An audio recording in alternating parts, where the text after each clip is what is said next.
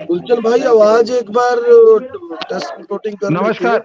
नमस्कार नमस्कार, आप जुड़ चुके हैं वैली एक्सप्रेस न्यूज के साथ। आप सभी सुन पा रहे हैं मुझे? सभी जो इस वक्त मेरे साथ डिबेट में लोग बैठे हुए हैं, आप सबका वेलकम है। और मुनीस सानी साहब से मैं पहला सवाल रखूंगा, क्योंकि कल सानी साहब एक जम्मू को लेकर एक आप मीटिंग करने लगे हैं। जो जितनी भी पॉलिटिकल पार्टी हैं उन सबको आपने कहीं ना कहीं निमंत्रण दिया है, सभी एक मंच पर आए। जो एलजी को, यहाँ जम्मू कश्मीर एलजी को पावर्स दी गई हैं, उसको लेकर एक वार्तालाप जो है वो की जाए। उसके बाद जम्मू कश्मीर का आगे का स्ट्रेटेजी क्या होगी, इलेक्शन होगा नहीं होगा, उसके बारे में आपने क्या सोचा है, क्या लग रहा है, आप बता दें पहले अपनी। बिल्कुल बिल्कुल जी, कल 20 तारीख है। 20 तारीख को हमने एक सर्वदलीय बैठक बुलाई है। सर्वदलीय से मेरा मतलब ये नहीं है कि मात्र विपक्षी दलों की पार्टी है, दलों का जो है ये एक इकट्ठा जुटने जा रहे हैं, नहीं। इसके अंदर तमाम राजनीतिक, गैर राजनीतिक, सामाजिक एनजीओ को, यहाँ तक के बीजेपी को भी मेल भेजी गई है। बीजेपी भी इसके अंदर शामिल हो, और वो तमाम लोग जो है जुटे, चाहे वो इंटेलेक्चुअल लोग हैं, कुछ भी लोग जो जम्मू कश्मीर की भलाई चाहते हैं, हमारे आने वाले जनरेशन की भलाई चाहते हैं, जो हमारा जम्मू कश्मीर की अस्मिता को जो है बचाकर रखना चाहते हैं, वो तमाम लोग जो है इस सम्मेलन के अंदर आए, जो सर्वदलीय बैठक है, इस बैठक का हिस्सा हो, अपना विचार विमर्श करें और आगे की देखिए रणनीति तय की जाए। इस समय सबसे बड़ी दिक्कत क्या है, देखिए जम्मू कश्मीर का पुनर्गठन हुए हुए लगभग 5 साल का अरसा बीत चुका है। आज तक केंद्र सरकार जो है किसी ठोस रोड मैप को लेकर सामने नहीं आ पाई है। जम्मू कश्मीर की जनता जो है वो बहुत ज्यादा परेशान है केंद्र सरकार की जो है ढुलमुल नीतियों के कारण। कभी केंद्र सरकार जो है किसी संशोधन के अंदर, अधिनियम के अंदर बदलाव करती है, लगातार हमें 5 सालों से झुंझुना पकड़ाया जा रहा है कि बहुत जल्द आपको राज्य का दर्जा दे दिया जाएगा। एक लंबा अरसा बीत चुका है, कोई बर्दाश्त की, सहनशीलता की कोई हद होती है। और जितने भी संकेत केंद्र सरकार की तरफ से अभी तक दिए गए हैं, ये 12 जुलाई को भी जो है अधिनियम पास किया गया, संशोधन किया गया, उससे भी ये साफ है कि निकट भविष्य के अंदर केंद्र की मंशा जम्मू कश्मीर को राज्य का दर्जा देने को लेकर बिल्कुल भी साफ नहीं है। इससे पहले भी जो निर्णय हुए, अगर मैं उसको रिपीट करना कोशिश करूं, तो रिपीट करना करवाऊं, आपके दर्शकों को याद करवाऊं, तो जम्मू कश्मीर का कैडर छीन लिया जाता है, जम्मू कश्मीर पुलिस बल का बजट जो है वो केंद्र सरकार के अधीन चला जाता है। ये तमाम चीजें संकेत देती हैं कहीं ना कहीं कि केंद्र जम्मू कश्मीर को जो है उसका राज्य का दर्जा मिलने वाला नहीं है। दूसरा हमारा एजेंडा है इसके अंदर, देखिए इसमें एजेंडा बिल्कुल क्लियर है इस बैठक का। इसमें 3 एजेंडा फिक्स किए गए हैं कि सबसे पहले तो जम्मू कश्मीर को चुनावों से पूर्व जो है वो राज्य का दर्जा दिया जाए, जल्द से जल्द जम्मू कश्मीर में लोकतांत्रिक प्रक्रिया बहाली हो।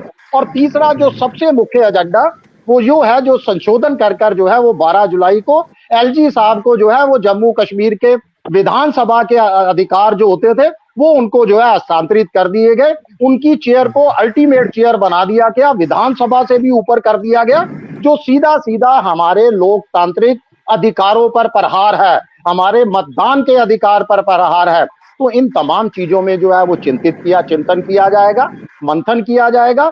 आगे की रणनीति जो है वो सर्वसम्मति के साथ, सर्वसम्मति और एकजुटता के साथ जो है आगे की रणनीति तय की जाएगी। और उस बैठक से हम तभी उठेंगे जब आगे का रोड मैप जो है वो सर्वसम्मति के साथ तैयार कर लिया जाएगा। जी जी मुनीस सानी साहब, संदीप मावा जी हमारे से पहली बार जुड़े हैं, मैं इनसे भी जानने की कोशिश करूंगा, क्योंकि लगातार ये भी एक्टिव रहते हैं। संदीप सर, क्या कहेंगे आप इस पर? जो आज सर्वदलीय एक जो एक बैठक होने वाली है कल जम्मू में। देखिए, सर्वदल जो भी है वो बैठक करे, लेकिन आपको पूरा समझना होगा कि एलजी साहब को एक्स्ट्रा पावर्स क्यों दिए गए, आपको इसका जेनेसिस समझना है। इसको राजनीतिक खेल अखाड़ा नहीं बनाना है। आप ये समझिए, पिछले 70 साल से जो हमारे रीजनल पार्टीज हैं, हमारे जो हितैषी हैं, कहते हैं ना, रक्षक ही भक्षक बन गए। क्योंकि मैं कश्मीरी पंडित हूँ, हमने इस पीड़ा को झेला है, आतंकवाद को। मैं आपको पूरी जिम्मेदारी से कहना चाहता हूँ, रीजनल पार्टी चाहे नेशनल कॉन्फ्रेंस हो, पीडीपी हो, सीपीआई हो या नेशनल पार्टी कांग्रेस हो, ये मिलके आतंकवाद से कहीं न कहीं इनके तार जुड़े हैं। तो अगर ये आप किस तरह, अरे क्या बोल रहे हैं ये? पिछले 5 सालों से जम्मू कश्मीर के अंदर केंद्र शासित प्रदेश है, बीजेपी का राज है। आप कैसे कह सकते हैं? ये तो आप डीजी साहब का बयान दोहरा रहे हैं, ऐसे थोड़ी ना होता है। जी, मैं डीजी साहब का बयान नहीं दोहरा रहा हूँ, मैं पिछले साल से मैं नेशनल कॉन्फ्रेंस को जड़ से जानता हूँ, मैं पीडीपी को जड़ से जानता हूँ, मैं सीपीआई को जड़ से जानता हूँ, और कांग्रेस को मैं ये पूरी जिम्मेदारी से, ये तो डीजी साहब ने कल बात की है, आप मेरे 2 या 3 साल पुराने बयान देखिए, मैं इस I am of a considered opinion कि ये लोग आतंकवाद से जुड़े हैं और आतंकवाद के थ्रू अपनी राजनीति और इकोनॉमी चलाते हैं। अब सवाल है गवर्नर साहब को, एलजी साहब को एक्स्ट्रा पावर्स क्यों दिए गए? क्या ये एंटी पीपल मूवमेंट है? क्या ये एंटी पीपल या प्रो पीपल एक्टिविटी है? जम्मू केंद्र चाहता है जो जम्मू कश्मीर के अवाम हो फ्री एंड फेयर रहे, उनको उनके हकूक मिले। आपने नेशनल कॉन्फ्रेंस को 35-40 साल हुकूमत दी, मुझे बताइए जम्मू को तो किस्मत लॉटरी निकल गई बीच में, जो कश्मीर सर सबसे बड़ी बात 27 साल नेशनल कॉन्फ्रेंस पावर में रही है, 27 साल नेशनल कॉन्फ्रेंस पावर में रही है। जब इस तरह की घटनाएं होती थी तो चीफ मिनिस्टर को पूछा जाता था, लेकिन अब यहाँ पर चीफ मिनिस्टर कोई है नहीं है, और जो है वो बात नहीं सुनते हैं। मैं वही कह रहा हूँ, ये वही फारूक अब्दुल्ला है जो JKLF के तार उसके जुड़े हैं, वही शेख मोहम्मद अब्दुल्ला है जो अरब के जो शेख थे उनके साथ सीक्रेट मीटिंग करने चले थे, उनके लिए जहाज तक कश्मीर भेजा गया। क्या आप राजनीति को जानते हैं? ये वो चोर है, ये वो डकैत है जिन्होंने जम्मू कश्मीर पे सियासत करके 60,000 कश्मीरी मरवाए और जम्मू को सेकंड क्लास सिटीजन का दर्जा दिया। आप ये बताइए 1990 तक ये इक्वालिटी की बात करते थे, जम्मू को तो लिटरली कोलैप्स करके रखा था। अगर जम्मू उभरा वो पलायन के बाद उभरा, इन्होंने तो जम्मू को खत्म करके रखा था, तो ये क्या हितैषी होंगे यहाँ के? चलिए आपने कहा पलायन के बाद उभरा, सुनिए पहले मेरी भी बात सुन, आप मेरी बात सुन लीजिए।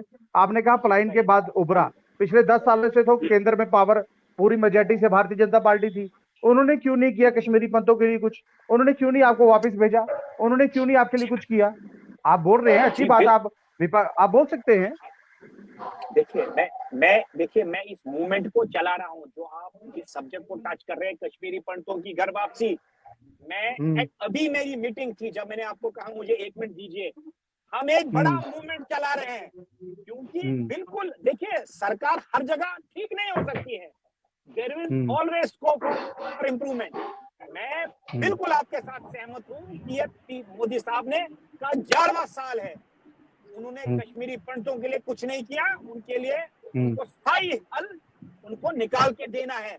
हमें पूरी उम्मीद है कि सरकार करेगी, लेकिन चलिए आपको जवाब देंगे जगदीप जी जो कांग्रेस प्रवक्ता है। जगदीप जी आप ये बताइए कि जिस तरह से अभी एक मीटिंग होने वाली है, लेकिन संदीप मावा साहब ये कह रहे हैं कि पिछली सरकारों ने लूट लिया, पिछले 10 सालों से केंद्र में सरकार जिसकी थी अब तीसरा टर्नओवर उनको मिला है, लेकिन उनको दोष नहीं, उनसे पहली सरकारों का दोष ये बढ़ रहे हैं। गुलशन जी आपका आभार, मैं माफी चाहूंगा, ऑन द वे था, जाम में था, अन्यथा ये इंसान संवेदनशील मामला है, इस पर मैं पूरी ईमानदारी के साथ अपना पक्ष रखना चाहता था। तो सबसे पहले तो मैं ये बता दूं, ये क्या आरोप प्रत्यारोप लगा रहे हैं, मेरे लिए ये कोई बहुत मायने नहीं रखता, लेकिन जो सानी साहब ने कहा मैं उसमें थोड़ा सा संशोधन करना चाहूंगा। इन्होंने कहा कि आज से 5 साल पहले जम्मू कश्मीर का पुनर्गठन किया गया।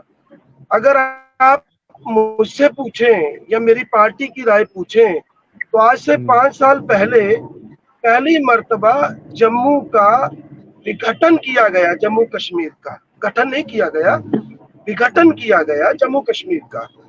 और देखिए इससे बड़ी नाइंसाफी, इससे बड़ी विडंबना, इससे बड़ा घोर अन्याय इस प्रदेश की आवाम के साथ और क्या हो सकता है कि पहले तो हमारे लोकतांत्रिक इतिहास को खंगाल कर देखने के बाद आपको मालूम होगा कि हमारा स्टेट का दर्जा छीना गया, और ये पहली मर्तबा हुआ कि एक प्रदेश को, एक राज्य को केंद्र शासित प्रदेश में तब्दील कर दिया गया। अब जो रही सही कसर, आपको याद जरूर मैं करवाना चाहूंगा, दिल्ली की सरकार की तमाम जो संवैधानिक उनके पास अख्तियार थे, अधिकार थे, सर्वोच्च न्यायालय के फैसले को पलटकर एक अध्यादेश के जरिए खत्म किए गए, लेकिन जम्मू कश्मीर में तो वो भी नहीं करना पड़ा। और अफसोस इस बात का है कि जिस व्यक्ति को यहाँ पर लेफ्टिनेंट गवर्नर बनाकर बिठाया गया, सर्वप्रथम तो पहले मैं ये बता दूं कि वो अपना व्यक्तिगत चुनाव लाख सवा लाख वोटों से हार कर आया। दूसरा, लोकसभा चुनाव के दौरान हमारा एलजी कई महीनों के लिए अपने पैतृक राज्य में चला जाते हैं प्रचार करने के लिए, यद्यपि जम्मू कश्मीर आतंकवाद की चपेट में रहा। तीसरी सबसे बड़ी बात, एक आईएएस ऑफिसर जो डील करते हैं प्रोटोकॉल को और तमाम संबंधित महकमों को, उन्होंने खुला आरोप लगाया कि एलजी ने अपने बेटे की सगाई में लोगों के पैसे का खुला दुरुपयोग किया, चीटिंग की, धोखा दिया, भ्रष्टाचार किया और कोड में खा दिए के बावजूद उसके उनको प्रमोट कर दिया जाता है और ताकतें देकर। तो आप खुद अंदाजा लगाइए कि ऐसी परिस्थितियों में जम्मू कश्मीर जो राजनीतिक तौर पर पहले ही हाशिए पर था, उसकी क्या परिस्थिति होगी। हम उम्मीद करते हैं, मैं अंत में अपनी बात कंक्लूड करूंगा, कि ये जो सर्वदलीय बैठक बुलाई गई है, निश्चित तौर पर ये जम्मू कश्मीर के हितों को साधने के लिए एक बड़ा सकारात्मक प्रयास है जो ठीक समय पर किया गया है। हमने विरोध प्रदर्शन किया जम्मू शहर में, हमने ये बता दिया सरकार को कि आपकी मनमानी, चाहे वो मरकजी सरकार हो या यहाँ पर चल रही सेना सरकार हो, वो नहीं चलने दी जाएगी। तो मैं अपेक्षा करता हूँ कि इस बैठक के बाद तमाम सियासी तंजीमें और सामाजिक हित के लिए खड़े तमाम परिसंघ एकजुट होंगे और इस मुद्दे पर एकजुटता के साथ लड़ाई लड़ेंगे। जी गुलचंद जी। दिलीप जी, आप ही एक इंडिपेंडेंट कैंडिडेट रह चुके हैं, किसी पार्टी से नहीं है। क्या कल आप शिरकत करने की कोशिश करेंगे, क्योंकि ये जो मीटिंग होने जा रही है यहाँ जम्मू में, मुनीस सानी साहब कहीं ना कहीं सबको आमंत्रण भेजा है, मेल की है, आप आना पसंद करें क्योंकि आपने एमपी इलेक्शन लड़ी, आपने लोगों के दिलों में झांक कर देखा है, क्योंकि आप कश्मीर में इलेक्शन लड़के आए थे। गुलशन जी बहुत बहुत धन्यवाद, और जितने भी पैनलिस्ट हैं उनको मेरा नमस्कार। गुलशन जी, सबसे बड़ी बात ये मैं कहना चाहता हूं, जो कल इन्होंने ऑल पार्टी मीटिंग बुलाई है, ये एक दलदल है, ये एक दलदल की मीटिंग इन्होंने बुलाई है। अब आप बोलोगे दलदल कैसे है? ये दलदल 87 में शुरू हुआ था, जब राजीव गांधी और फारूक अब्दुल्ला का अकॉर्ड हुआ था। जिस दिन मोहम्मद यूसुफ सईद सलाउद्दीन बन गया था, वो किसकी देन थी? वो कांग्रेस और फारूक अब्दुल्ला की देन थी। उसके बाद एक जेनोसाइड हुआ, 5 लाख कश्मीरियों का जेनोसाइड हुआ। आज तक अपवाद के रूप में कोई भी पार्टी मुझे बताए जिसने कश्मीरी पंडितों का दर्द सुना हो, देखा हो, आज तक कोई ऐसा नहीं मिला। नंबर 1 है वो शिवसेना। नंबर 2 शिवसेना को ना भूलिए। गुलशन जी मुझे कंप्लीट करने दीजिए। गुलशन जी मुझे कंप्लीट करने दीजिए। जिन्होंने आपके लिए दिल खोला था। हाँ, किन्होंने? शिवसेना वंदनीय बाला साहब ठाकरे ने। एक पार्टी थी। नहीं, हम भूलिए मत, इतने एहसान फरामोश ना बनिए सर जी। एहसान फरामोश ना बनिए सर। मैं शिवसेना की दिल से उनकी इज्जत करता हूं, बाला साहब ठाकरे की मैं दिल से इज्जत करता हूं कि जो खुलकर सामने आए हैं। बट यहाँ पे जम्मू एंड कश्मीर में शिवसेना का उतना रोल नहीं है पॉलिटिक्स में, जितना उनका महाराष्ट्र में है, इंडिया के दूसरे अदर स्टेट में है। हाँ, ये मैं मानता हूं कि अगर बाला साहब नहीं होते तो आज की डेट में कश्मीरी पंडितों के बच्चे इतने कामयाब नहीं होते। तो उसके लिए मैं बाला साहब ठाकरे साहब का बहुत दिल से उनका आभार व्यक्त करता हूं, और उनका हम शुक्रगुजार रहते हैं। आज भी हम उनका शुक्रगुजार है, मरते दम तक उनका हम शुक्रगुजार रहेंगे कि उन्होंने कश्मीरी पंडितों के लिए कुछ किया है। अपवाद के बाकी जितनी भी पार्टियां हैं, मुझे एक भी पार्टी बताइए जिन्होंने कश्मीरी पंडितों के लिए कुछ किया है। अब ये बोले कल हम एक ऑल पार्टी मीटिंग बुलाएंगे, भाई किस लिए बुलाएंगे? जब तक पार्लियामेंट में 2/3 मेजॉरिटी नहीं आएगी, रीऑर्गेनाइजेशन एक्ट नहीं हटेगा, जम्मू एंड कश्मीर का स्टेटस वापस नहीं आएगा। और वो 2/3 मेजॉरिटी कभी आएगी नहीं। अब जो एक्ट बना है, अब उसके बाद रूल बना रहे हैं, रूल में कुछ भी बना सकते हो, एलजी को कल हाथी भी बना सकते हैं, उसको शेर भी बना सकते हैं, उसको गिरर भी बना सकते हैं, वो उनके हाथ में आज की डेट में, गेंद आज की डेट में सेंटर के हाथ में। लेकिन नहीं, एक मिनट मेरी बात सुन, पहले सुनिए ना मेरी बात। देखिए, आपने इलेक्शन लड़ी है, मेरा काम था आपको यहाँ तक लाना। कल जम्मू में एक मीटिंग होने वाली है, आप वहां आएंगे कि नहीं आएंगे? देखिए, पॉलिटिकल एजेंडा क्या था, पॉलिटिकल वहां पर जाके आपको देखना पड़ेगा, क्योंकि आप एक इंडिपेंडेंट कैंडिडेट थे, आप किसी पार्टी के साथ नहीं थे। अगर आप वहां आना चाहे तो आपको निमंत्रण दिया जाता है, आप अपनी भड़ास जो है वहां आकर निकालिए ना। हमको तो इलेक्शन लड़के आए हैं। नहीं, हमको तो किसी ने आमंत्रण दिया नहीं। कश्मीरी पंडित समुदाय में किसी को आमंत्रण मिला नहीं, किसी को आमंत्रण मिला नहीं। तो ये ना मुझे मिला, ना अरुण रैना को मिला, ना किसी। ये डिबेट में निमंत्रण के लिए तो बुलाइए, जिसको नहीं मिला वो भी देखे और आ जाए। मैं खुला आमंत्रण दे देता हूँ अभी इनको। थैंक यू जी। देखिए जितने भी हमारे, मैं तो पहले शुरू से भी मैंने शुरुआत ही यहीं से की थी कि जितने लोगों के हमारे पास कांटेक्ट नंबर थे, इनको मैं थोड़ा सा ये क्लियर भी कर दूं, ये ऑल पार्टी मीट जो है शिवसेना उद्धव बाला साहब ठाकरे की तरफ से बुलाई जा रही है। इसका एजेंडा बिल्कुल भी राजनीतिक नहीं है। जो आप कह रहे हैं ना कि आपके पास 2/3 मेजॉरिटी होनी चाहिए, आपके पास जो है कुछ राजनीतिक वो पहचान होनी चाहिए। देखिए, शिवसेना जनता की पहचान के साथ चलती है। आप भूल गए किसान आंदोलन? क्या किसानों के पास जो है सांसद थे? क्या किसानों के पास कोई सरकार थी? मगर उन्होंने सरकार को झुकाया, सरकार को तीनों काले कानून वापिस लेने पड़े। ऐसा कुछ नहीं है। हर लोकतांत्रिक देश में जनता जनार्दन है, और आप तो जनप्रतिनिधि हैं। आप तो कह रहे हैं कि आपने चुनाव लड़ा, आप जनता के साथ हैं, जनता आपके साथ है, तो जनता ही सबसे बड़ी ताकत है। ताकत खाली एमपी एमएलए के अंदर नहीं है। लोकतांत्रिक देश में जनता जनार्दन ही सबसे बड़ी ताकत है। अगर आप उसको जीतते हो, उसका मन जीतते हो, उसके लिए आवाज बुलंद करते हो, तो तमाम सरकारें आपके आगे झुकने के लिए तैयार खड़ी होंगी। आपको झुकाना आना चाहिए।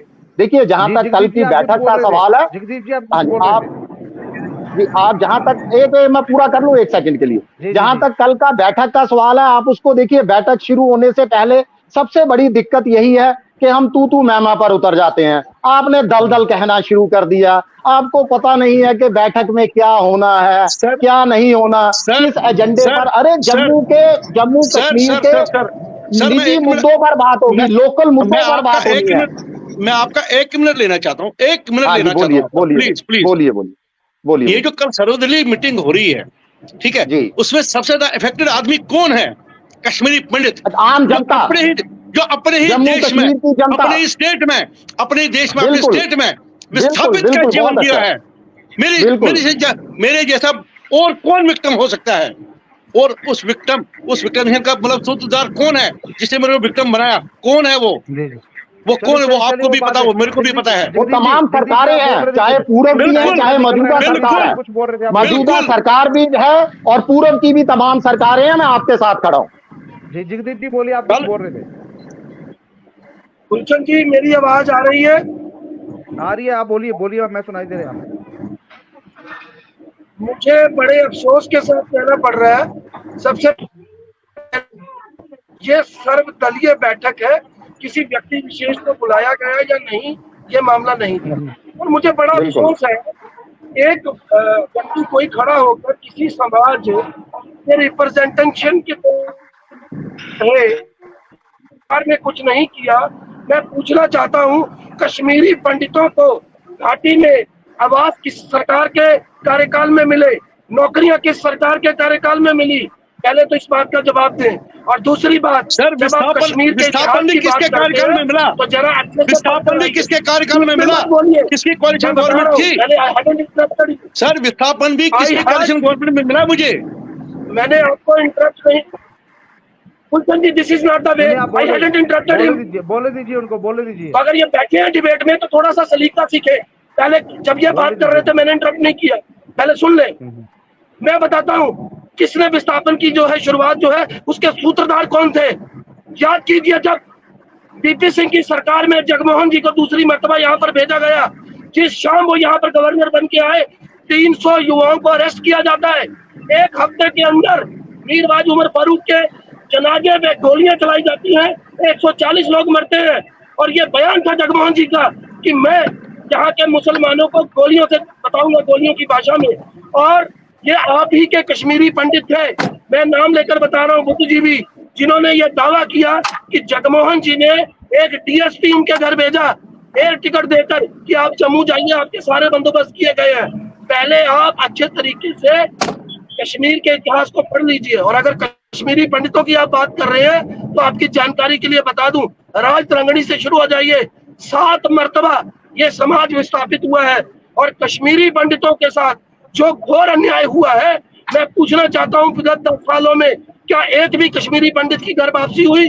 जिन लोगों को नौकरियां दी गई, जिन लोगों को वहां पर आवास दिए गए, आलम यह हुआ मोदी सरकार में कि वो वहां पर नौकरी नहीं कर पा रहे थे, लक्षित हत्याओं का सिलसिला शुरू हो गया।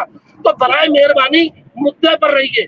आज का मुद्दा सिर्फ इतना था कि इस बैठक के क्या नतीजे होंगे। और अगर आप इतना नेगेटिव होकर सोचेंगे, दलदल बताएंगे, जब सारी जमातें इकट्ठी हैं। और आपने क्या बोला सर, माफी चाहता हूँ, एक आखिरी बात और, 2/3 मेजॉरिटी नहीं होगी, 1 minute, just a minute. Jammu Kashmir पुनर्गठन अधिनियम की धारा 55 लगी है, जिसके तहत और अगर सारी जमातें इकट्ठी होकर विरोध करेंगी तो नतीजा सुखद रहेगा। जी गुलशन जी। बिल्कुल सर, 1 मिनट में लेना चाहता हूँ, 1 मिनट आपका लेना चाहता हूँ, प्लीज। जी Gulshan ji, I am done, please. आपने बोला पिछले 10 सालों में हमें क्या मिला। ये वाकई हमें 10 सालों में कुछ नहीं मिला, लेकिन जितने भी मिलिटेंट थे वो सब बीजेपी में शामिल हो गए। वो सब बीजेपी में शामिल, जितने भी मिलिटेंट थे वो सब बीजेपी में शामिल हो गए। तो मैंने इसीलिए दलदल बोला सर, मैंने इसीलिए दलदल बोला। मैंने किसी दल को ये नहीं बोला, मैंने दलदल बोला। इस तरह के, देखिए, इस तरह के पुख्ता सबूत हमारे पास नहीं है। हम इसकी नहीं, मेरे पास सबूत है, मेरे पास सबूत है, नहीं, मेरे पास सबूत है। गृह मंत्री का फोटो मिलिटेंट के साथ है, मेरे पास सबूत है। देखिए दिलीप जी, देखिए, डिबेट थी कल की मीटिंग के लिए, आप मुद्दे को कहीं से कहीं लेंगे वो नहीं चलेगा। मावा साहब, आप वो चाहिए, आप भी कहीं ना कहीं जम्मू में पहुंचकर मीटिंग कर रहे हैं, आकर क्या निकल रहा है जम्मू से। देखिए, कश्मीर में तो ऐसा लग रहा है लगभग हालात ठीक है, वहां पर्यटक जा रहा है, लेकिन जम्मू में तो मिलिटेंसी पीक पर आ चुकी है। 90 के दशक में यहाँ मिलिटेंसी ऐसा लग रहा है हो चुकी है यहाँ पर। देखिए, ये टेम्पररी एक गेम शिफ्टिंग प्लान है पाकिस्तान का, आप पहले समझिए। ये सारा जियोपॉलिटिकल सिचुएशन पे ये स्ट्रेटजी बनाई जा रही है। पाकिस्तान को डर सता रहा है कि कहीं मोदी सरकार पीओके को एनेक्स न करे।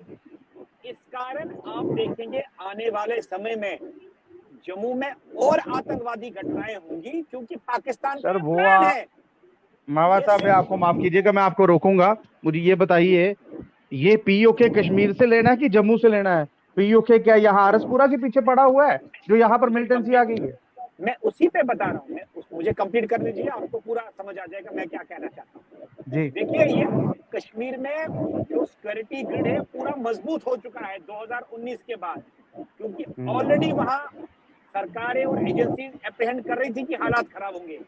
लेकिन पाकिस्तान ने शिफ्ट इसलिए कर दिया अपना गोल पोस्ट, क्योंकि जम्मू में हमारी एजेंसी और सिक्योरिटी एस्टेब्लिशमेंट ग्रिड तैयार नहीं है। तो ये एक पॉलिटिकल जियो सिचुएशन बन रही है जहां पाकिस्तान नहीं सर, ये आप नहीं कहते थे जम्मू कश्मीर की सिक्योरिटी। और मैं अपनी पुलिस और आर्मी पर बात नहीं करूंगा, क्योंकि वो लगातार कोशिश यही करते हैं हमारे जम्मू कश्मीर के लोगों को बचाया जा सके। देखिए, कोई भी अपनी नौकरी से कोताही नहीं बरतता है। नहीं, कोताही नहीं, एक प्रिपरेशन होती है। देखिए, हमें एक्सपेक्ट था कि कश्मीर में कोई ऐसा अनटूवर्ड इंसिडेंट हो सकता है, तो वहां तो अब तभी सरकारें they are pulling their socks. इसलिए सिर्फ ये कन्फाइंड जम्मू तक नहीं रहेगा। आप देखेंगे आने वाले कुछ समय में पंजाब भी इसकी लपेट में आएगा। ये बड़ी, इसमें it's a deep state nexus, इसमें सिर्फ पाकिस्तान नहीं है, चाइना। ये बाबा साहब, मेरी जो डिबेट का मोटिव था वो मेरा था, आप जम्मू में हैं, क्या आप जम्मू में इस मीटिंग में शिरकत करेंगे? क्योंकि देखिए, आप भी लगातार मीटिंगें कर रहे हैं, जम्मू कश्मीर के हालात जायजा कर रहे हैं। मेरा ये मोटिव था कि अगर आप जम्मू में हैं या अपना दिलीप जी हैं, सभी लोग हैं जो नहीं भी हैं, वो कल आकर इस मीटिंग में शिरकत करिए, ताकि आपके भी जो मसले मसाइल थे वो हल हो पाए। मेरा ये कहना था। अब आप मिलिटेंसी के ऊपर तो मेरा डिबेट था ही नहीं है।